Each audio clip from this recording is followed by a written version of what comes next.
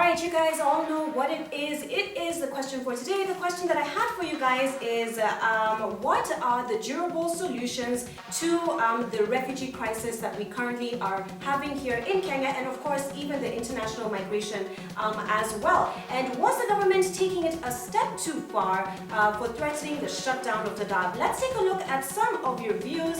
Lots of different comments that came in regarding this issue. Now, let me start off with Steve Toom, who says here, it's a rich man's war. There is profits to be made in war. We don't see the war side of it in the media. Who is the oppressor and who are they looking for in someone else's country? Some governments fund terror groups to overthrow current regimes so businesses can continue as they want it to be. Very interesting viewpoint over there. Gwayani Asiama says, Jambo Maya, Jambo Gwani, and he says, ask them if the crisis was also a source of brain drain and cheap labor. Refugees seem to be a European's problem. On your second question, closing of Dadaab is good. Let's stay out of other people's problems caused by European countries. Since when did Somalia afford a continuous war but not food? Can afford weapons but not food. And now Latoya over here says that, as we all know, Uganda are being killed or sentenced to life imprisonment. What are they doing to help these LGBTI refugees? Are all these LGBTI communities facing a lot of violence within the camps? Is the perspective that she brought out over here. And now let me bring out maybe two more views over there. Too many comments over here. Now a comment here says, we can bring up all kinds of solutions, but are we united enough to act on them? Loving that point brought out. And over here, Dennis Kwana says, absolutely, Maya, implementation is key. What is the UNHCR teaching them about hate? Is there an integrated program where they try to make them understand that hate is a major factor in their plight? They must feel free to be living in a free world, not detention. Thank you very much for all your comments and your views. Remember that you can engage on my daily question for the day. Simply go to our page, Politically Correct Kenya, or find me on Facebook, Maya Hayakawa, and get your thoughts out there, be mentioned on the show.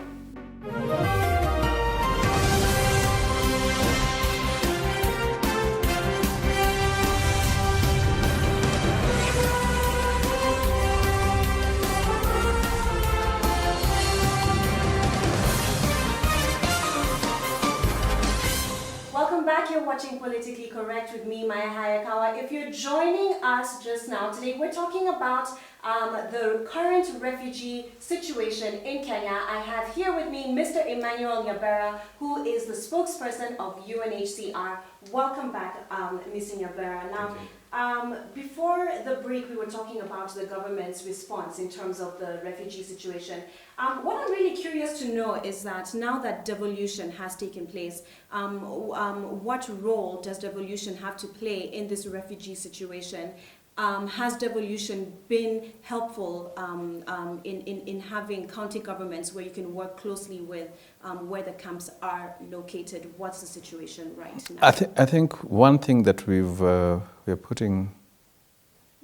giving priority is to work very close with the county governments. Mm-hmm. And so far we've established very good working relationship with the county governments, mm-hmm. especially the one in Garissa, mm-hmm. that's where the Dadaab falls. Mm-hmm. And Turkana, mm-hmm. where Kakuma falls. Mm-hmm. And we are all the time engaging and seeing how we can encourage coexistence between the locals and refugees. Mm-hmm. As I speak now, I think tomorrow, soon, we're going to have the road from Kitale to Nadapal. Nadapal is the border between South Sudan and Kenya. Mm-hmm. Is going to be inaugurated. I mean, it's going to be opened officially, the whole process of construction of the road. Mm-hmm. And we've had twice now, we've had meetings with the county government of Garissa and county government of Turkana, mm-hmm. to see how we can work together. Mm-hmm. And the main thing is to work together to ensure that both the host community and refugees benefit. Mm-hmm.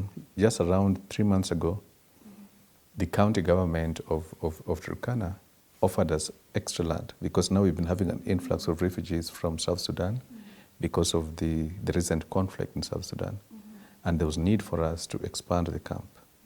So they officially gave us, I think, the 20th of June, 20th of June, which was World Refugee Day.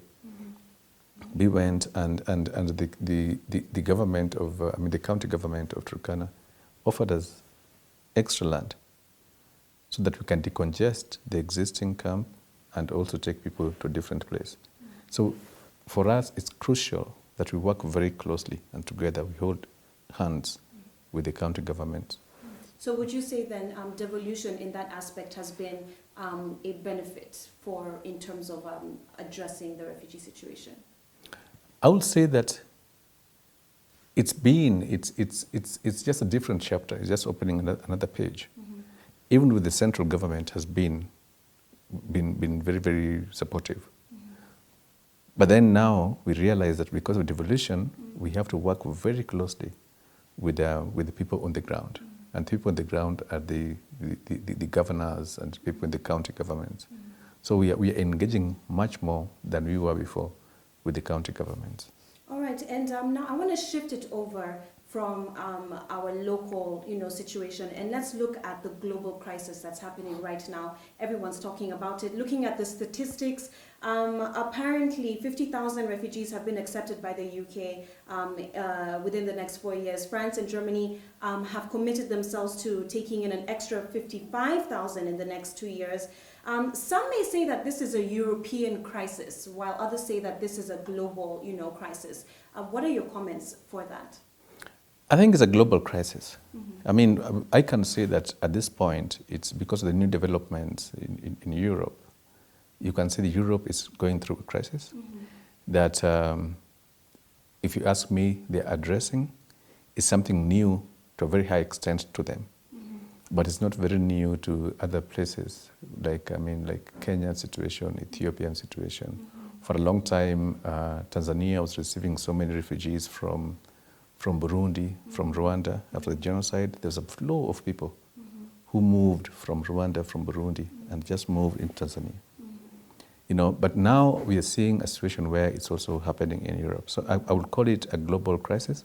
But the way we are addressing it as the way even the High Commissioner said is he welcomed the idea of the European countries accepting these people because the refugee crisis. We can't say that it's not. We can't just say that's migrants. We can't just say that these are people who are running away because mainly of conflict. They're just like people running from Somalia to Kenya because of conflict. People running from Syria and trying to make their way. Everybody wants to survive. Children even. Children. We've seen lots of children that have actually died, trying to cross the seas. Exactly. So I think the way I look at it and the way I think the High Commissioner put it is that we encourage European countries, we encourage the people. Like in Germany, I've seen people accepting these people, giving children sweets, accepting them because human beings are human beings, So I think the way I look at it is that it's a global crisis, but it's a crisis that has to be handled and have to be managed. And therefore we have to put policies on the table. And now this current crisis, how is it likely to affect the European countries, or now that you've mentioned that it is a global crisis, how is it going to affect us all?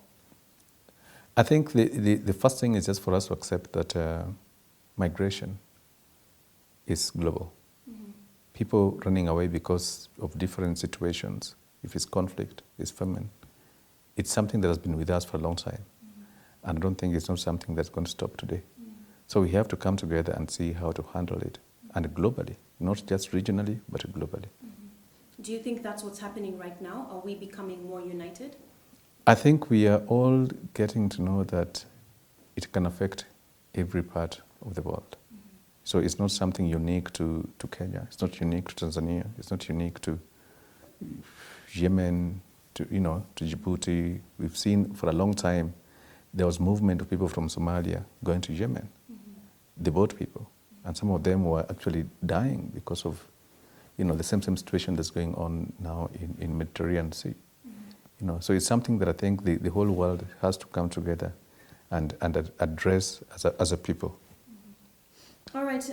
Now, meanwhile, Austria and Germany have also warned that they can't keep up with the influx of refugees and said that it's becoming a little bit overwhelming. In terms of as much as it sounds really great when you say we need to accept these refugees and we need to help them, does it come to a point where it actually becomes impractical? We are actually not able to deal with the situation. I mean, what's the line between the two?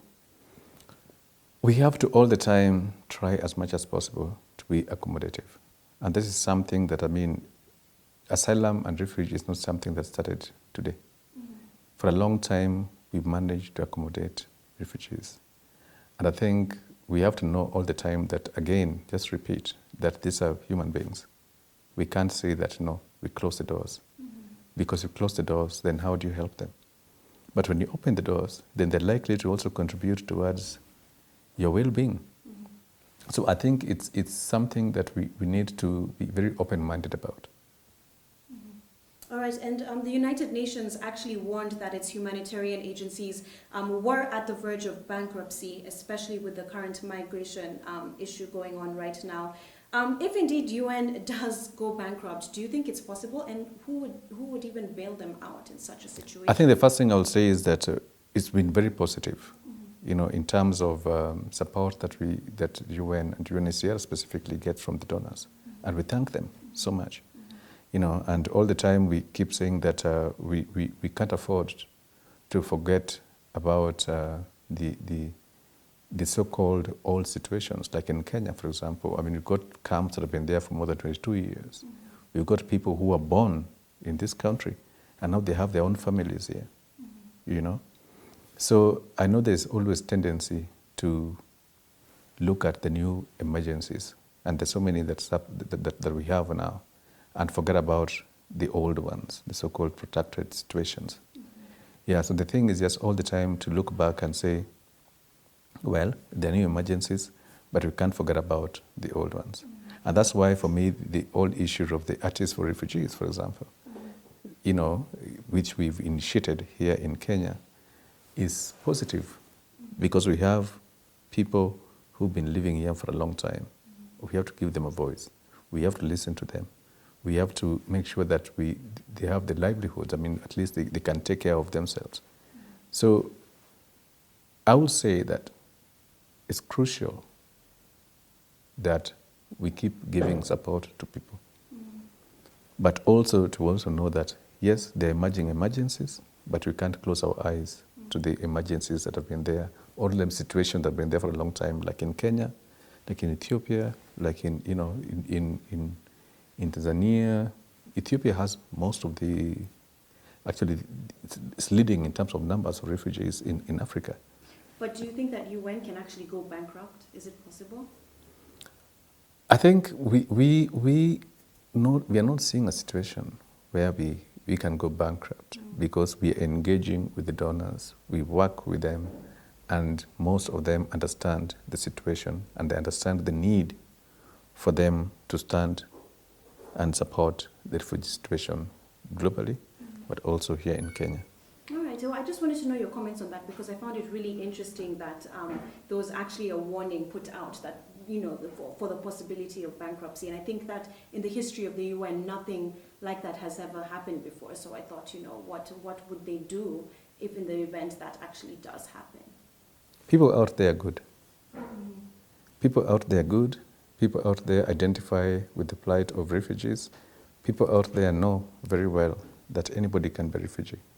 People out there know that there are people who made it in life and made changes in life, but at one stage in their lives they were refugees. So this is something that we believe that as long as they are aware of that, then they cannot let these people, refugees or desperate people like refugees, go down. There's so much that we can benefit from them. All right, that's encouraging to hear, definitely. And as we come to the end of our discussion here, I'd like to know, UNHCR, what are your development plans? What are your future plans? What programs do you have in place for the next couple of years? I think for me specifically, I want to talk more about Kenyan situation. Mm-hmm. One thing that we are working on very seriously now is to help. We are not promoting voluntary repatriation of Somalis, but those who are interested in going back, we are giving them help to go back in different parts that we feel that are, to an extent, safe. Not every part of Somalia is safe. But those who want to go back, we are giving them help.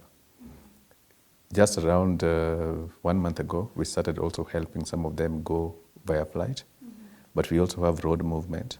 What is the number, though? Because most people would assume that nobody wants to go back in such a conflict, an area with so much conflict. What are the numbers in terms of the people that want to go back? So far, we've had more than around 4,000 people who have gone back to different parts of Somalia, in the southern and western part of Somalia. But also some of them have been going now back to Mogadishu.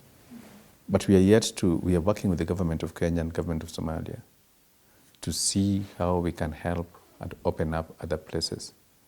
But one thing that we emphasize is that return has to be voluntary. Nobody is going to be forced to go back, which means they have to find out, we've done what we call go and see, come and tell. So we take some of them to different areas, especially the community leaders. Then they come back and discuss with the others, tell them, this is what we saw. So you make a decision. But we are happy that so far we are all in agreement that return has to be voluntary. Nobody can be forced to go back. And that also, of course, means that you work closely with the Somalian government too? Yes. We've signed what's called tripartite agreement.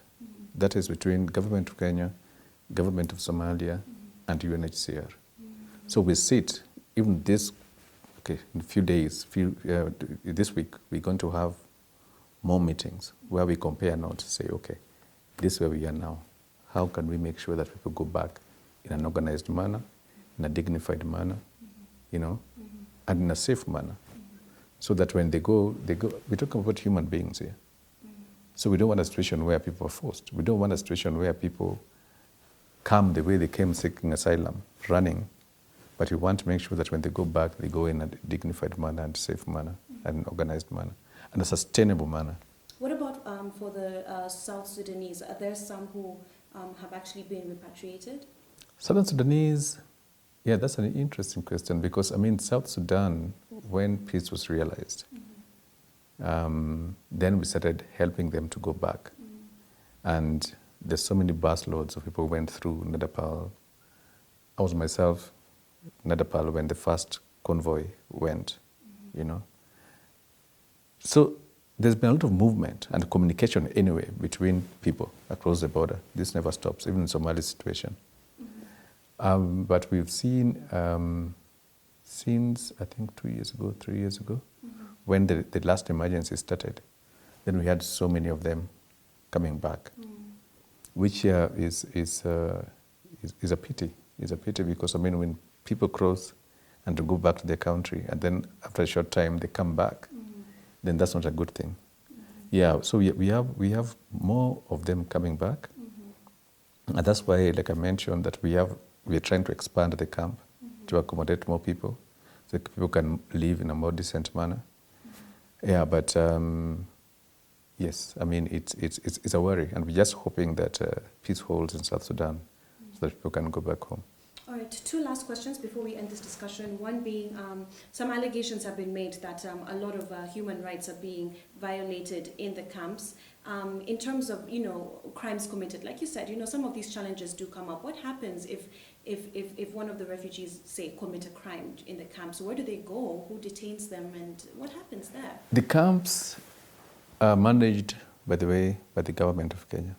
So in terms of security, in terms of police force, in terms of that's like any other part of the country. So refugees have to know that they have to obey the laws of the country of asylum. If something happens, if they commit a crime, then the government of the country, like now the government of Kenya in this situation, has to do something about it. So we have police posts, we have police stations, we have in the camps. being managed by the government of Kenya, by the Kenyan police force. So whenever there is, like any other part of the country, whenever there is a crime committed, then people have to obey the law and the police have to take action. Yeah, so it's really the hands of the government of Kenya. All right. Final question for today is we as individuals, we as the public who are watching this right now, if we want to get involved, if we want to make a difference, what can we do? I think the first thing that you have to do is to accommodate these people, because you can be a refugee tomorrow. So first of all, it's just to make sure that you accommodate them, give them a chance, work with them, see how you can benefit from them. That's one thing. The second thing is interact with them. Get aware of reaching out to them to see how you can benefit, or because it's not only them to benefit from you, you can also benefit from them, you know. So I think let's be open-minded. Let's open our hands and live with them like anybody else, you know, like you can live with your neighbor. I think for me that is the key thing. The rest can follow. But one thing you have to know is that they're people like you and I. So they're not lesser people. You know, they can give much more than we think they can give. Thank you so much for joining me today. Thank you for taking your time. It was a lovely discussion. Thank you so much.